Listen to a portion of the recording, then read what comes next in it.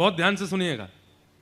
एक अम्बरीश नाम के एक छत्र सम्राट राजा थे, और इनके राज्य में कितना आता था? बोले तीनों लोक, सप्तद्वीप। पृथ्वी पर 7 द्वीप हैं, जिसमें से एक द्वीप पे हम लोग रहते हैं, जिसको जम्बू द्वीप कहते हैं। ऐसे 7 द्वीपों के राजा, रसातल के राजा, पृथ्वी के राजा, भूमंडल के राजा, तीनों लोकों के राजा थे। कौन? अम्बरीश। इनके दरबार में केवल मानवों की भीड़ नहीं होती थी, रसातल के गणों की भीड़ भी होती थी, देवताओं की भीड़ भी होती थी, सबका समाधान करते थे ये। ऐसे अम्बरीश राजा। लेकिन इनकी भक्ति पर ठाकुर जी बिक गए। कैसी भक्ति? जीवन में भक्ति ऐसी आई कि अम्बरीश महाराज अपने ठाकुर जी के छोटे से छोटे और बड़े से बड़े सारे काम स्वयं करते थे, कोई और सेवक नहीं था। व्यक्ति जब बड़ा बन जाता है तो 10 काम करने वाले 20 लोग होते हैं। भोजन बनाने वाले 2 लोग, सफाई करने वाले 5 लोग, गाड़ी चलाने वाले 4 लोग, कपड़े प्रेस करने वाले 3 लोग। बड़े बन जाते हैं तो फिर लोग भी बहुत हैं। घर में रहने वाले लोग 2 और कार्य करने वाले लोग 100। ऐसे ऐसे घरों में भी गए हैं। इतना विशाल घर, रहने वाले 2 ही लोग हैं, पर काम करने वाले 100 लोग हैं। लेकिन अम्बरीश महाराज जी की एक विचित्रता थी कि इनके राज्यपाट के काम करने वाले तो लाखों लोग थे, लेकिन ठाकुर जी की सेवा का A to Z सारा काम अम्बरीश महाराज अपने हाथ से करते थे। A to Z का मतलब, वस्त्र भी स्वयं सिलते थे ठाकुर जी के, भोजन भी स्वयं बनाते थे, आटा भी स्वयं गूंदते थे। भागवत जी में तो ऐसा भी वर्णन आता है, इनके चरित्र में वर्णन करते हैं आचार्य चरण, कि पूरे 24 घंटे में केवल एक बार मुकुट पहनते थे सिर पे, और वो मुकुट पहनते थे जब सभा में जाते थे। सभा में जाके सभा को संबोधित करते, सबके कार्य आदि करने के बाद उसके बाद मुकुट उतार देते, स्वाफा अपनी कमर पर बांधते, सिर पर एक पगड़ी पहन लेते और कंधे पर एक स्वाफी रख करके हाथ में ली झाड़ू और लग जाते अपने ठाकुर जी की सेवा में। मंदिर धोना, मंदिर साफ करना, ठाकुर जी के वस्त्र बनाना, ठाकुर जी के लिए नए नए। पत्नियों को भी अधिकार नहीं था कि ठाकुर जी की सेवा में झांकें। उनसे कहा तुम अपनी सेवा करो, हमारी ठाकुर जी की सेवा में कोई नहीं आएगा।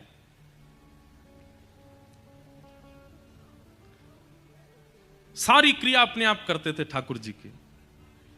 इत्र भी स्वयं बनाते थे ठाकुर जी के लिए, बाजार से खरीदा हुआ नहीं। ये बात हम आपको इसलिए बता रहे हैं, सेवा घर में आ गई है, प्रयास करो ज्यादा से ज्यादा ठाकुर जी की सेवा में घर की वस्तु का प्रयोग हो, बाहर की नहीं। यह भी एक सेवा का स्वरूप है। आप सब कुछ स्वयं सिद्ध करके ठाकुर जी को धराते हैं। ठाकुर जी को पता तो चले कि आप उनसे मिलने के लिए और उनकी प्रेम लक्षणा भक्ति प्राप्त करने के लिए कितने उत्सुक हो। अम्बरीश महाराज एक दिन आटा गूंद रहे थे।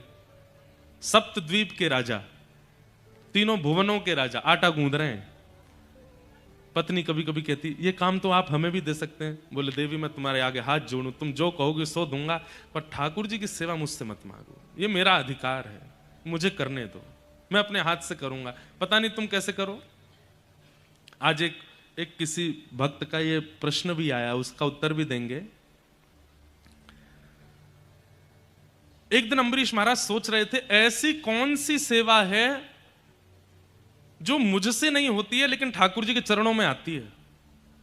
तब विचार करने लगे, मंदिर मैं साफ करता हूं, वस्त्र मैं बनाता हूं, इत्र मैं लगाता हूं, चंदन मैं घिसता हूं, यहां तक कि ये तक सोच लीजिए कि जो ठाकुर जी की भोग में पदार्थ आते हैं उनकी खेती भी स्वयं करने जाते हैं। स्वयं ही सब्जी बोते हैं, स्वयं ही धान लगाते हैं, स्वयं ही आटा आदि सब कुछ स्वयं ही करते हैं, कोई बाहर की वस्तु नहीं। मतलब धनवान होने का, राजा होने का इससे बढ़िया उनको कोई और कारण नहीं लगा कि मेरे पास सब कुछ है तो सब कुछ ठाकुर जी को लगा दूं। एक दिन मन में विचार करने लगे, कोई एक सेवा तो ऐसी है जो मैं नहीं करता हूं लेकिन फिर भी ठाकुर जी के पास जा रही है। तब उन्होंने सोचा कि जो मैं आटा गूंद रहा हूं, ये आटा तो पहले बीज था, ये आटा कैसे बना? बोले, ओहो, चक्की में पीसने से। चक्की में कौन पीसता है? महामंत्री को बुलाया, बोले हमारा आटा कहां से पिस के आता है? बोले, महाराज जी ये तो बाहर एक चक्की वाले हैं, उनके यहाँ आटा चक्की पे पिस के आता है। बोले, उनसे कहो चक्की हमारे घर में लगवा दें। सुन करके मंत्री महामंत्री सब सिर पकड़ के बैठे। बोले, महाराज वैसे ही आप इतने सारे काम कर, अब आटा भी आप ही पीसेंगे? बोले, जितना कहा जाए उतना करो, चक्की मंगवाओ। चक्की आई। अम्बरीश राजा आनंदित हो रहे हैं, आहा अब आटा भी मैं ही पीसूंगा। चक्की लगाने के बाद में उसमें गेहूं डालें, पीसें। पूरा राज्य हैरान है, बोले कैसा। देखिए एक बात सुनिए, इस स्थिति को आप क्या समझते हैं? अम्बरीश राजा ने ठाकुर जी को नहीं पकड़ रखा है, ठाकुर जी ने अम्बरीश को पकड़ रखा है। दो स्थिति होती हैं, आप ठाकुर जी को पकड़ो एक बात, ठाकुर जी आपको पकड़े विशेष बात। यहां पर बैठा मुझसे पीछे तक हर व्यक्ति 95%, 99% तक व्यक्ति वो है जिसने ठाकुर जी को पकड़ रखा है। हम आप में से कोई 1% होगा जिसको ठाकुर जी ने पकड़ रखा है। और ठाकुर जी जिसको पकड़ लेते हैं वो ऐसा ही हो जाता है। उसको आलस से नहीं आता, उसके मन में कोई और विकार विचार नहीं आते, उसको सर्वस्व रूप से ठाकुर जी का रहना है। कई माताओं में भी ऐसा स्वभाव होता है, वो अपने बालक को किसी और के हवाले नहीं करते, स्वयं ही उसको तैयार करेंगे, स्वयं नहलाएंगे, स्वयं पवाएंगे, सब कुछ करेंगे, घर के काम भी हैं, लेकिन फिर भी अपने बालक, आजकल ऐसी माताएं कम हो गई हैं, पर फिर भी अपने बालक की सर्वांगीण सेवा मां का करना उसका एक सौभाग्य लगता है उनको। ऐसी ठाकुर जी की सेवा। चक्की पीस रहे थे, इतने में ठाकुर जी प्रकट हो गए, शंख चक्र गदा पद्मधारी श्रीमन नारायण भगवान चक्की पीसने से प्रसन्न होकर प्रकट हो गए अम्बरीश राजा के यहाँ। अम्बरीश, मैं तुमसे बहुत प्रसन्न हूं, मैं तुमसे बड़ा आनंदित हूं, तुम्हारी भक्ति, तुम्हारी सेवा ने मुझको लूट लिया है। हम आप होते तो क्या करते? तुरंत उठ के जाते, ठाकुर जी को प्रणाम करते। अम्बरीश राजा क्या बोले? भगवान अभी कुछ गेहूं रह गए हैं, अभी आप वापस चले जाओ, वापस जाके विराजमान हो जाओ, पहले सेवा पूरी कर लूं, आटा गूंदना है, भोग का समय हो रहा है, मुझे आटा गूंद करके फिर बढ़िया रोटी सब्जी बना करके आपका भोग भी लगाना है। अब आप बीच में आकर के विक्षेप कर रहे हैं, समय बढ़ जाएगा, भोग का समय निकल जाए, अभी आप जाओ यहां से, तुरंत जाओ, बाद में आना, जब मैं फ्री हूं तब आना। भगवान बोले कितना विचित्र है बताओ, सेवा के मध्य में ठाकुर जी भी प्रकट हो जाए तो ठाकुर जी से कह रहे हैं कि आप जाओ, सेवा उनके लिए ठाकुर जी से भी बड़ी है। ऐसों को मिलते हैं ठाकुर जी। एक दिन अम्बरीश चक्की पीस रहे थे, तभी ठाकुर जी आ गए। सामने नहीं आए, बोले सामने आता हूं तो डांटता है मुझको, पीछे आ गए और पीछे खड़े होकर के देखा भगवान ने कि अम्बरीश राजा को इतने पसीने आ रहे हैं और पूरा शरीर जो है पसीने में हो गया है चक्की पीसते पीसते, और ना कोई पंखा है ना कोई हवा है। सेवा में अपनी सेवा कराना ये भी सेवा अपराध है। ठाकुर जी की सेवा कर रहे हैं, तुम मेरी सेवा करते रहो, ये भी नहीं।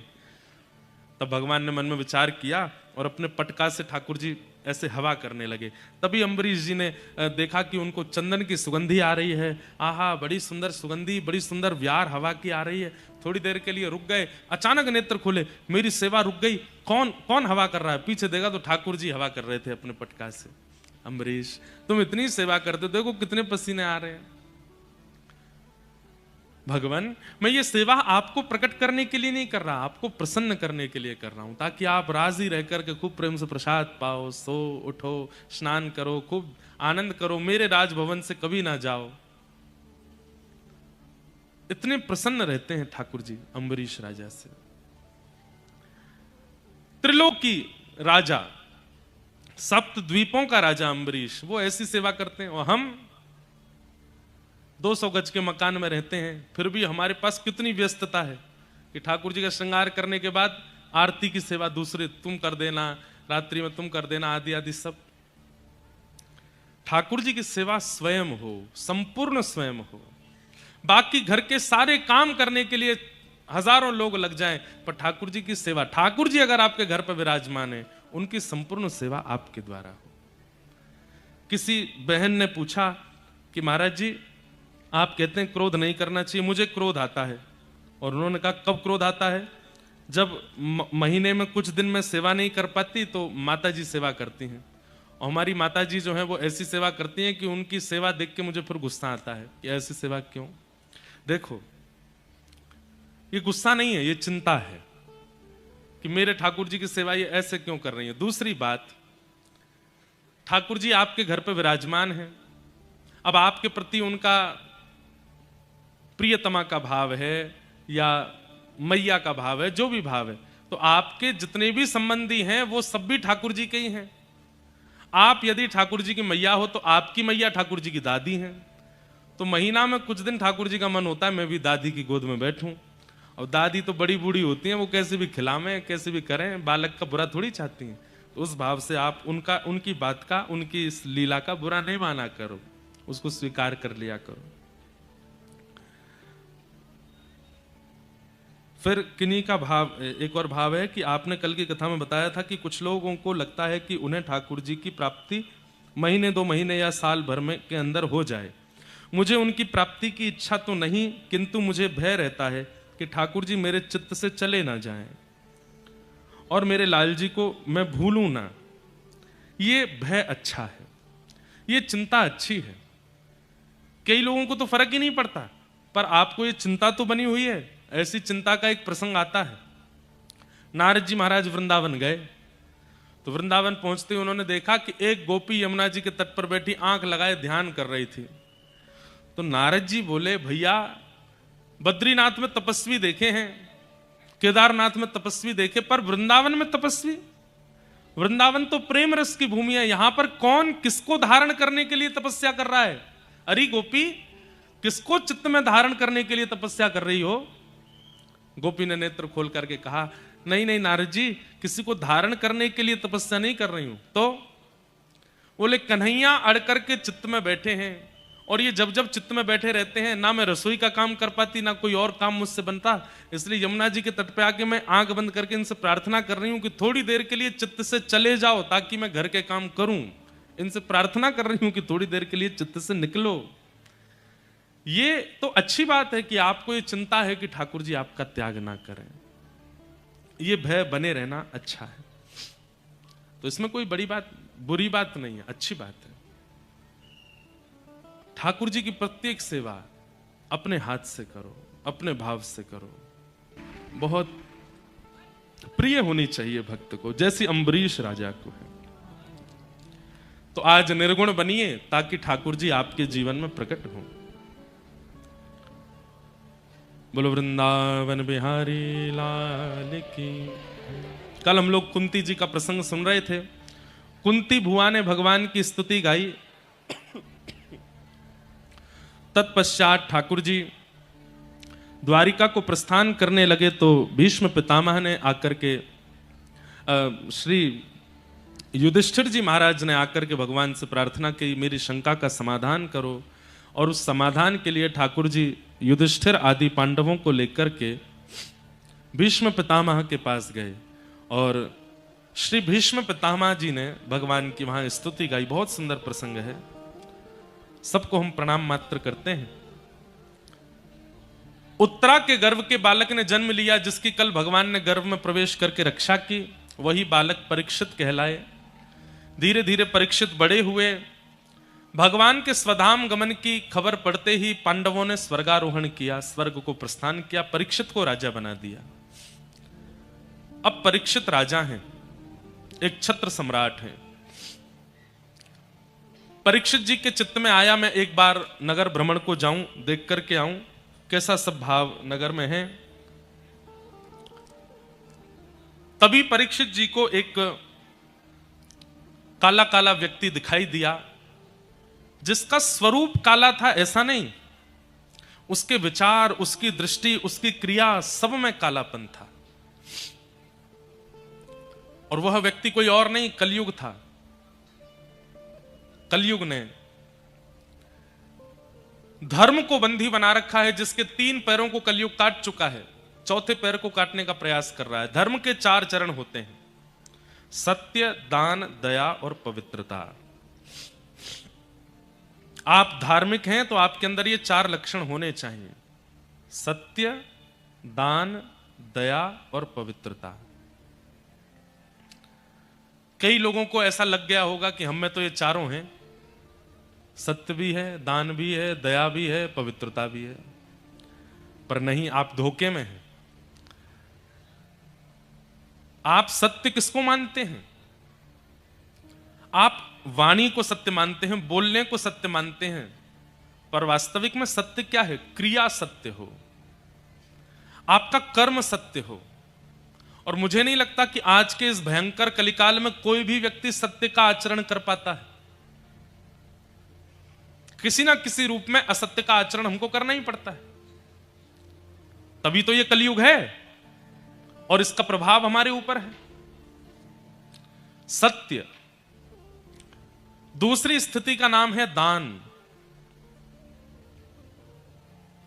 हम लोग सोचते हैं कि धन का दान करना ही श्रेष्ठ दान है। बहुत ध्यान से सुनिएगा, श्रेष्ठ दान किसको कहते हैं? जो आपने दिया और लेने वाले से, आपके देने से आपसे भी खर्च नहीं हुआ और लेने वाले ने भी जब खर्च किया तो उससे भी खर्च नहीं हुआ, ऐसा दान वो श्रेष्ठ माना जाता है। और ऐसा दान केवल एक वस्तु का होता है, ज्ञान का दान। न देने वाले से खर्च होता है, न लेने वाला खर्च करे तो उससे खर्च होता है, बढ़ता ही रहता है। भक्ति का दान, वह भी कभी खर्च नहीं होता। प्रेम का दान, वह भी कभी खर्च नहीं होता। हम लोग भक्ति, ज्ञान, प्रेम, इनके अलावा सब दान करते हैं। घर पे आए व्यक्ति के साथ में व्यवहार के रूप में केवल औपचारिकता रखते हैं, प्रेम नहीं रखते। समाज के साथ में केवल और केवल अपने धन का दान दिखा करके घोषणा करवाते हैं हमने इतना दान किया, ताकि प्रचार हो। यह दान है। प्रेम का दान, सद्व्यवहार का दान, ज्ञान का दान, ये सबसे बड़ा दान है। हम चले जाएंगे, हमारा चेहरा भी हो सकता है कुछ साल बाद भूल जाए व्यक्ति, लेकिन यहां कही गई 7 दिनों की कोई एक बात जो उसके हृदय में बैठ गई होगी वो कभी नहीं जाएगी। यही दान है। जाती है, पर उसके द्वारा कही गई बातें इस ब्रह्मांड में भ्रमण करती रहती है।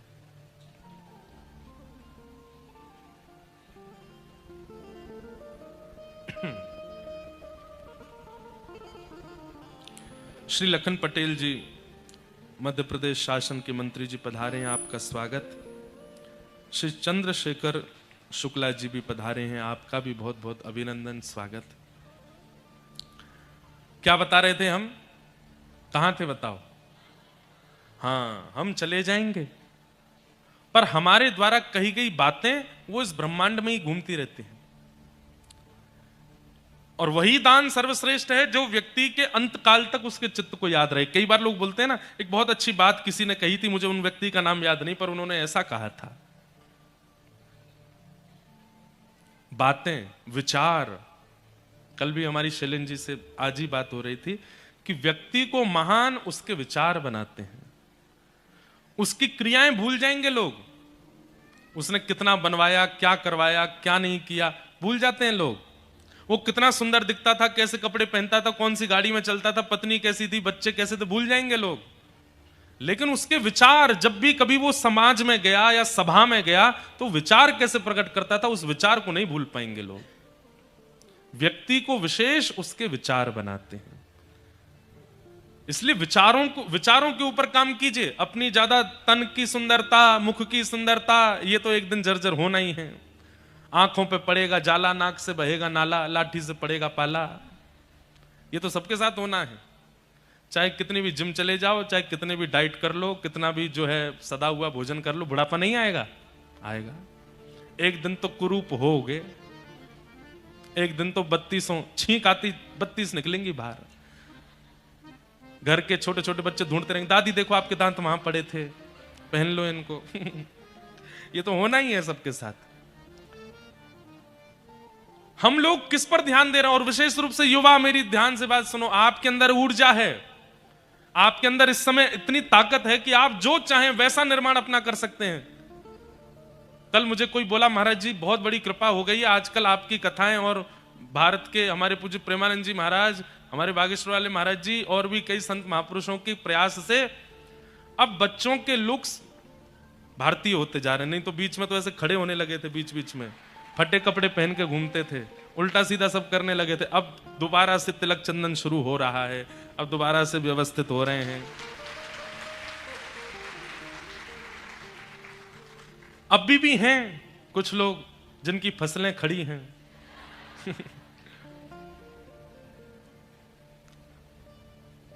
आपका स्वरूप भी कई बार आपके विचारों का परिचय देता है कि आपके विचार कैसे। आपके उठने बैठने चलने का ढंग भी कई बार बता देता है कि आप क्या सोचते हैं। इसलिए नेत्रम वक्त्रम विकारेण, इन तीनों को शुद्ध रखिए। नेत्रों को ज्यादा चपल मत बनाइए, कभी यहां मटकते हैं, कभी उधर देखते हैं, कभी इधर देखते हैं, एक बार में इधर इधर। जो बहुत नेत्र जिनके घूमते हैं, समझो कि चित्त में कुछ चल रहा है, खलबली है। वक्त्रम, वाणी में शब्दों का प्रयोग कैसा होता है।